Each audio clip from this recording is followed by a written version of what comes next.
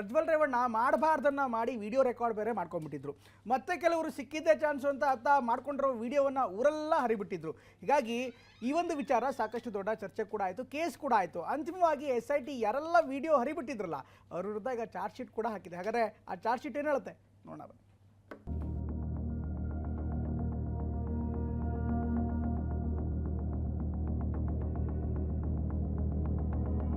2024 ಲೋಕಸಭೆ ಚುನಾವಣೆ ಸಮಯ. ರಾಜ್ಯದಲ್ಲಿ ಎಲ್ಲಾ ರಾಜಕೀಯ ಪಕ್ಷಗಳು ತಮ್ಮ ಅಭ್ಯರ್ಥಿಗಳ ಗೆಲುವಿಗೆ ಭರ್ಜರಿ ಪ್ರಚಾರ ಕಾರ್ಯದಲ್ಲಿ ತೊಡಗಿದ್ವು. ಆದರೆ ಇದೇ ಸಂದರ್ಭದಲ್ಲಿ ಇಡೀ ದೇಶವೇ ಇದೇನಪ್ಪ ಅಂತ ಹಾಸನದ ಕಡೆಗೆ ತಿರುಗಿ ನೋಡಿತ್ತು. ಯಾಕಂದ್ರೆ ಸಂಸದ ಸ್ಥಾನದಲ್ಲಿದ್ದ ಪ್ರಜ್ವಲ್ ರೇವಣ್ಣನ ನೀಚಾತಿ ನೀಚ ಕೃತ್ಯ ಪೆನ್ ಡ್ರೈವ್ ರೂಪದಲ್ಲಿ ಬಟಾಬಯಲಾಗಿತ್ತು.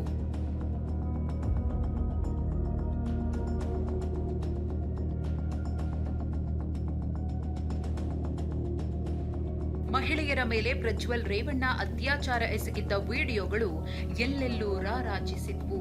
ಹಾಸನದ ಬೀದಿ ಬೀದಿಯಲ್ಲಿ ಪೆನ್ ಡ್ರೈವ್ಗಳು ಸಿಕ್ಕಿದ್ವು. ಇದೇ ಕೇಸ್ನ ಆರೋಪ ಸಾಬೀತಾಗಿ ಸದ್ಯ ಪ್ರಜ್ವಲ್ ರೇವಣ್ಣ ಪರಪ್ಪನ ಅಗ್ರಹಾರ ಜೈಲಿನಲ್ಲಿ ಮುದ್ದೆ ಮುರಿತಾ ಇರೋದು ಈಗ ಹಳೆ ಕಥೆ. ವಿಷಯ ಏನಪ್ಪಾ ಅಂದ್ರೆ, ಪ್ರಜ್ವಲ್ ಪುರಾಣದ ವಿಡಿಯೋಗಳನ್ನ ವೈರಲ್ ಮಾಡಿದವರ ವಿರುದ್ಧ ಸದ್ಯ ಚಾರ್ಜ್ ಶೀಟ್ ಸಲ್ಲಿಕೆಯಾಗಿದೆ. ಜೆಡಿಎಸ್ ಪಕ್ಷದ ಲೋಕಸಭಾ ಚುನಾವಣಾ ಏಜೆಂಟ್ ವಕೀಲ ಪೂರ್ಣಚಂದ್ರ ಪೆನ್ ಡ್ರೈವ್ ಸೃಷ್ಟಿಕರ್ತರ ವಿರುದ್ಧ ದೂರು ಕೊಟ್ಟಿದ್ರು. ಪ್ರಜ್ವಲ್ ರೇವಣ್ಣ ವಿರುದ್ಧ ಷಡ್ಯಂತ್ರ ಅಂತ ಆರೋಪಿಸಿದ್ರು.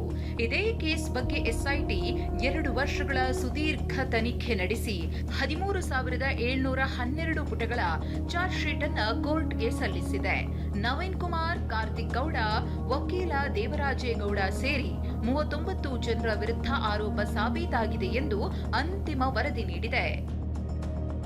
ಯಾರು ಈ ಪೆನ್ ಡ್ರೈವ್ ಅನ್ನು ಹಂಚಿದ್ದಾರೆ, ಹಾಸನ ಜಿಲ್ಲೆಯ ಮಾನವನ್ನು ಯಾವ ರೀತಿ ಹರಾಜಾಕಬೇಕು ಅಂತಕ್ಕಂಥದ್ದನ್ನು ಯಾರು ಮಾಡಿದ್ದಾರೆ ಅವ್ರ ಬಗ್ಗೆ ಸೂಕ್ತವಾದ ಕ್ರಮ ಕೈಗೊಳ್ಳಬೇಕು ಅಂತ ಹೇಳಿ ನಾನು ಕಂಪ್ಲೇಂಟ್ ಕೊಟ್ಟಿದ್ದೆ. FIRನಲ್ಲಿ ಉಲ್ಲೇಖಿಸಲಾಗಿದ್ದ ಮಾಜಿ ಶಾಸಕ ಪ್ರೀತಂ ಗೌಡ ಆಪ್ತರಾದ ಶರತ್, ಉದ್ಯಮಿ ಕಿರಣ್ ಹಾಗೂ ಸಂಸದ ಶ್ರೇಯಸ್ ಪಟೇಲ್ ಆಪ್ತ ಪುಟ್ಟರಾಜ್ ಅವರನ್ನ ಚಾರ್ಜ್ ಶೀಟ್ನಿಂದ ಕೈಬಿಡಲಾಗಿದೆ. ಇದನ್ನೇ ಪ್ರಶ್ನೆ ಮಾಡಿರೋ ಪ್ರಕರಣದ 6ನೇ ಆರೋಪಿಯಾಗಿರುವ ಬಿಜೆಪಿ ಮುಖಂಡ ವಕೀಲ ದೇವರಾಜೇಗೌಡ ಆಕ್ರೋಶ ಹೊರಹಾಕಿದ್ದಾರೆ.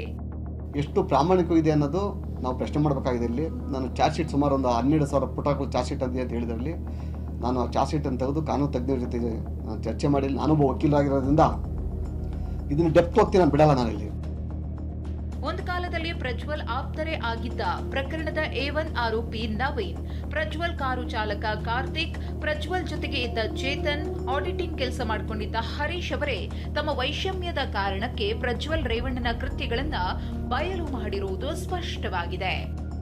Manjunath, KB, TV9, Hassan.